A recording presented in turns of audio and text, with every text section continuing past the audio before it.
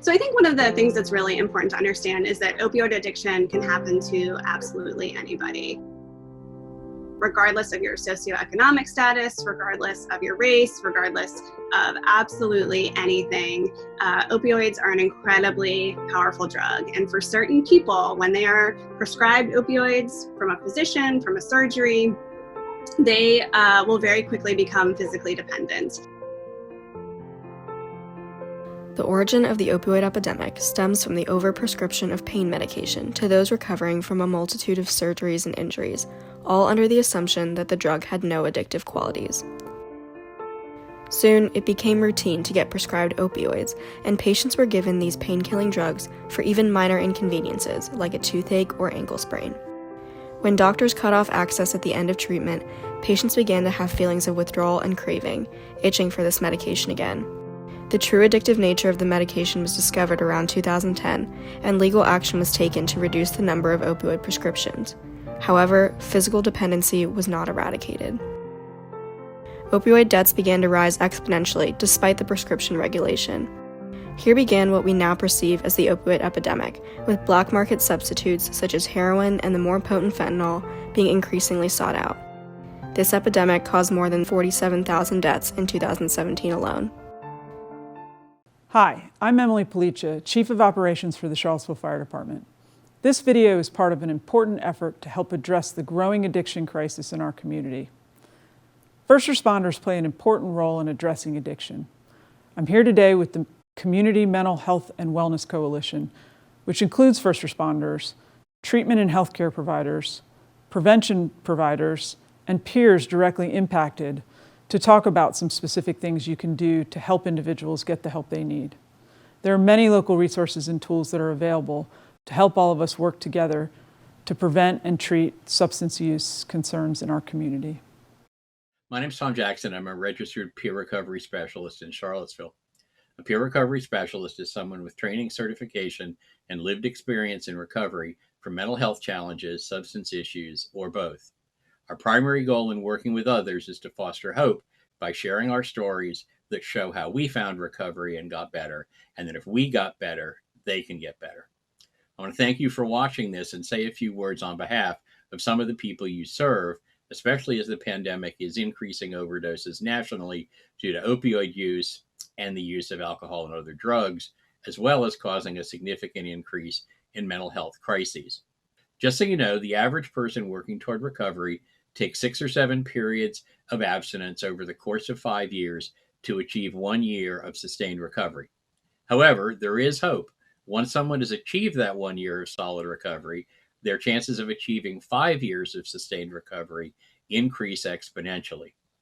The most important thing I think I can tell you is that many of us in recovery have encountered just a single person at a critical time who made a huge difference in our path from active use to recovery, and you could be that person. Something that would be helpful for you to know is that by the time people who become what we are now calling super users, as opposed to frequent flyers, or using a more person-friendly term, familiar faces and familiar cases, is that by and large, we're no longer using to get high. We're using to feel some semblance of normal and to avoid what with some substances, opiates in particular, is the agony of withdrawal and the knowledge that we're likely to relapse after it anyway. Other presenters will tell you there are ways to alleviate a lot of that discomfort, and again, you may be some of the people that enlighten us of that for the first time. One other thing I want to pass on to you. For someone who's in a mental health crisis and who is called EMS, sadly, with all the PPE you all are wearing these days for your protection and ours, if somebody is already suspicious or paranoid, how you present to them can be really scary. In addition, just for you to talk through a respirator, you pretty much have to yell at people. For someone with a trauma history, which most people with mental health and/or substance use issues have, that yelling can stimulate recall of lots of painful memories, often causing a fight, flight, or freeze response, decreasing their ability to cooperate with you. In addition, of course, your body language and facial expressions that would normally express care and comfort can't be seen. All I want to do is pass on to you some understanding of that so you know that some of the people you are serving may be even more resistant than usual to your providing care. People in crises and their supporters may also tell you there's a lot of suspicion that emergency departments are not safe places to seek care due to COVID-19. By some reports, ED visits are down significantly. Other presenters will give you more information, and you're likely to observe this yourselves, that EDs in the area are taking more than adequate precautions to protect patients and staff. In addition, how many people in the communities we serve know of UVA's dedicated behavioral health unit is really unknown. Letting people know about it may help their willingness to go to the ED. One last thing. On July 1st, Virginia Senate Bill 667 took effect. It applies the same Good Samaritan principle that applies to people administering CPR to people who are present at opiate or other drug overdoses and who call EMS. People who call 911 about an overdose are no longer subject to prosecution for possession of drugs and paraphernalia related to the call if they remain on scene and identify themselves to EMS, and you may help them by reminding them of that. Finally, as someone who's speaking on behalf of people who were some of your familiar faces and familiar cases, I want to thank you again for your service, especially in these complicated and dangerous times, and especially to thank you for encouraging some of your most challenging patients, and to remind you again that for some of us, you all may be the first person who assists us in our initial steps toward recovery. People with addiction are incredibly intelligent folks often, and they go to great lengths to try to hide their addiction because they feel shame, because they're embarrassed that it happened to them, because they are in disbelief. These are people who may have never had any trouble with illicit substances in the past. People suffering from addiction also have frequently impairments in many other areas of their life because of that addiction. So they may be struggling with homelessness or food insecurity. They may be trying to escape a domestic violence situation or have lost custody of their kids. And so having folks in place who can help them with all of those elements is much more likely to increase their chances of being able to remain in recovery.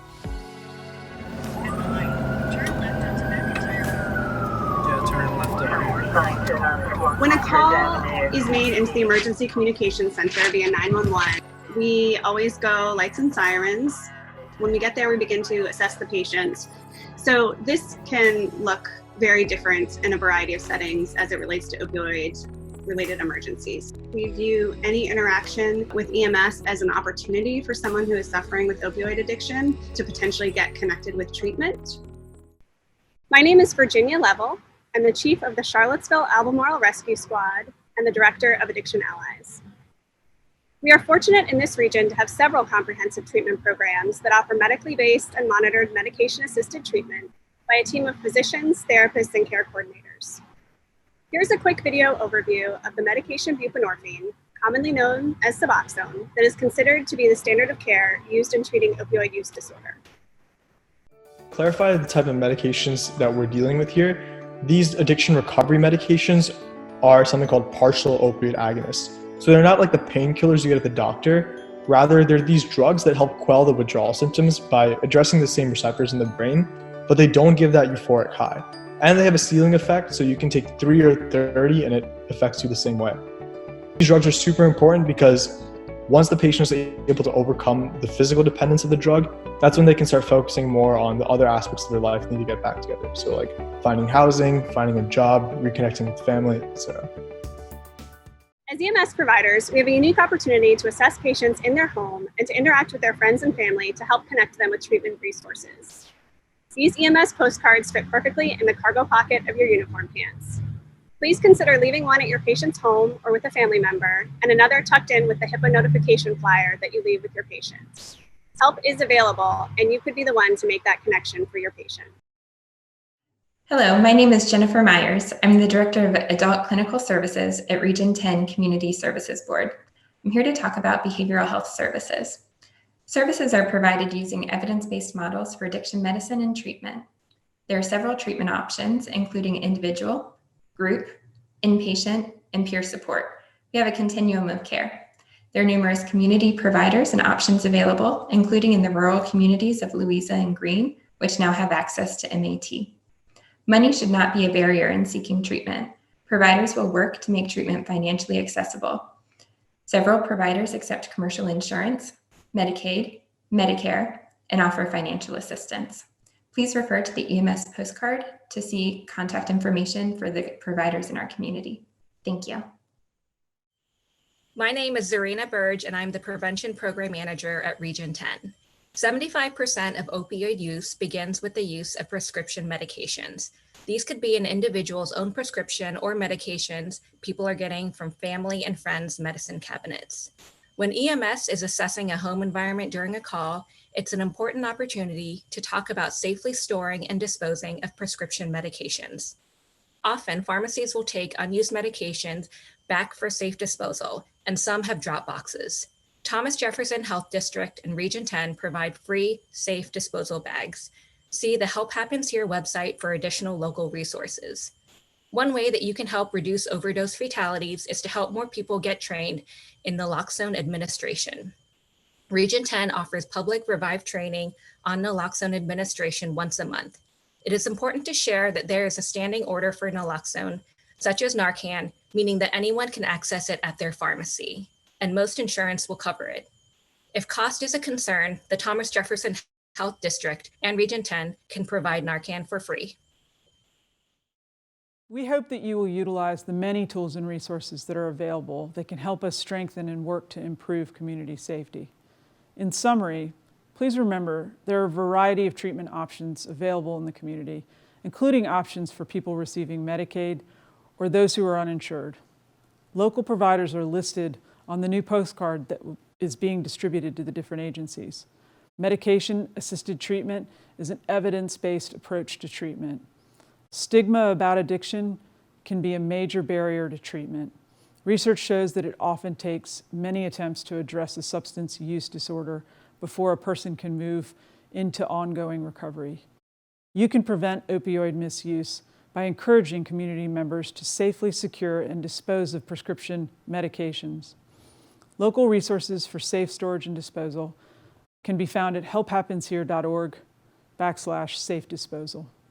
Lastly, please encourage friends, family members, and people who use opioids themselves to get trained in opioid overdose prevention and to get Narcan from one of the many local organizations that provide it.